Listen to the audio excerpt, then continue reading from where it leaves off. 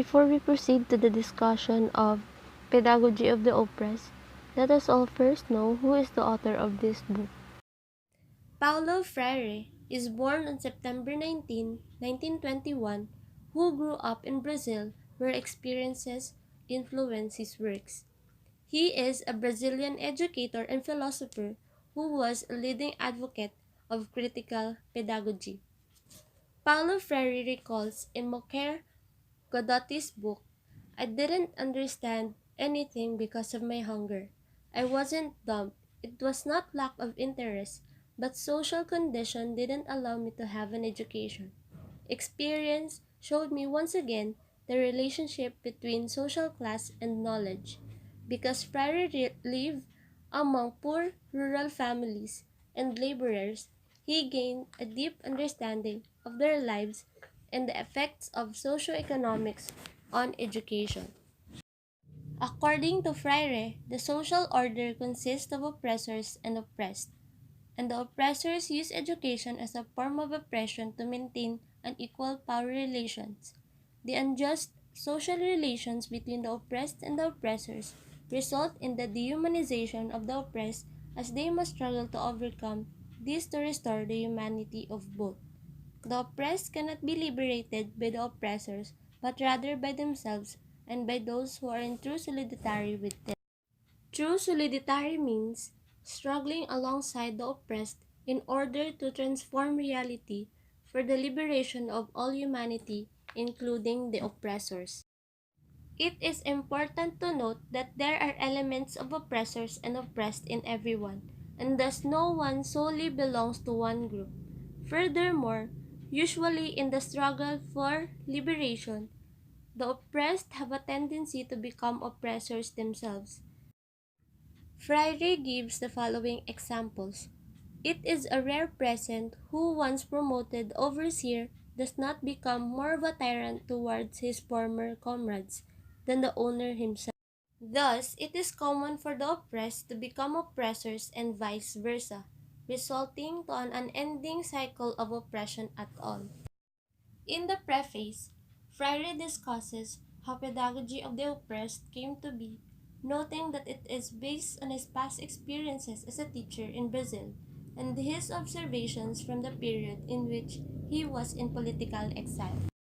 He directly contrasts sectarianism, a belief system that misrepresents the world and tries to prevent change, with radicalization, a commitment to significant social change and human liberation.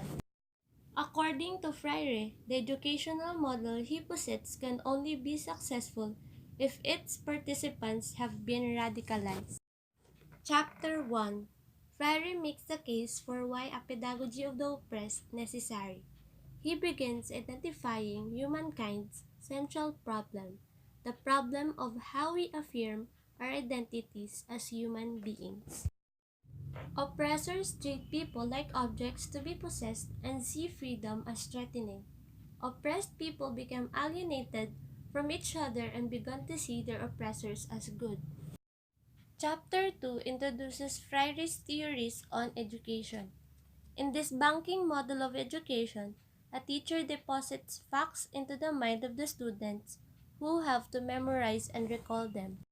Freire's development of critical pedagogy stems from his critiques of what he calls the banking system of education, which is found in educational settings throughout the world. In the banking system, the teacher is the owner of the knowledge and transmits this knowledge to students, who are seen as empty vessels who lack knowledge.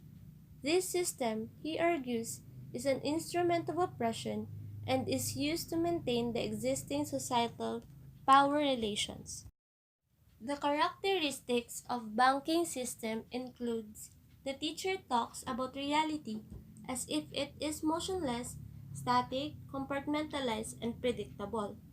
The teacher also is the one who teaches and the students are taught, wherein the teacher does not learn in the process at all. The teacher is the one who knows everything and the students know nothing. The students receive, memorize, and repeat the knowledge that the teacher gives them. By minimizing the creativity, the critical thinking of the students. The banking system serves the oppressors by preventing the students from understanding by transforming reality. Freire replaces it with a problem-posing model that makes teachers and students more equal. Freire sees problem-posing education as the antithesis of the banking system, and through problem-posing education, both teachers and the students can achieve liberation.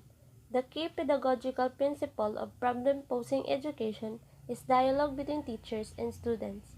Through problem-posing education, the oppressed critically question reality and engage in acts of cognition rather than the transfers of information. In order for problem-posing education to occur, the student-teacher dichotomy must be resolved. The teacher is no longer the one who teaches, but is rather engaged in dialogue with the students who in return teach the teacher. Both teacher and the students teach and learn through this process. Through this process of dialogue, teacher and the students critically examine reality and come to realize its dynamic, transformational nature. Freire begins chapter 3 by expanding on the concept of dialogue within a hierarchical society. He argues that dialogue is an act of love, humility, and faith in humanity. Dialogue also requires hope, mutual trust, and critical thinking from the people who are in dialogue together. Like the bigger fight for liberation, dialogue consists of both thoughts and concrete actions together, and Freire critiques people who only reflect or only take action. He explores the relationship between human beings and the world, arguing that educators should account for how their students perceive reality and history. He contrasts animals which do not perceive history but only live in the present, and people who can understand that humans have shaped the world today and can shape its future. Historical moments are characterized by the ideas and values of people during that moment. Freire calls the worldly expression of those ideas themes. By discovering these themes in a classroom environment, students can deepen their understanding of the world and educators can gain insight into their students' perspectives. Freire proposes one way of achieving this, in which educators use auditory and visual materials to present students with a situation and gauge their feelings about it. In Chapter 4, Freire lays out a theory of cultural action or the methods that people use to create cultural change. He divides cultural action into two kinds, dialogical action and anti-dialogical action. While oppressors use anti-dialogical action to protect their power and separate groups of people, radical political leaders can use dialogical action to bring people together in the struggle for freedom. Freire goes into the various methods of anti-dialogical action in detail: conquest, divide and rule, manipulation, and cultural invasion. He then directly contrasts this with the dialogical action of radical political leaders, cooperation, unity, organization, and cultural synthesis.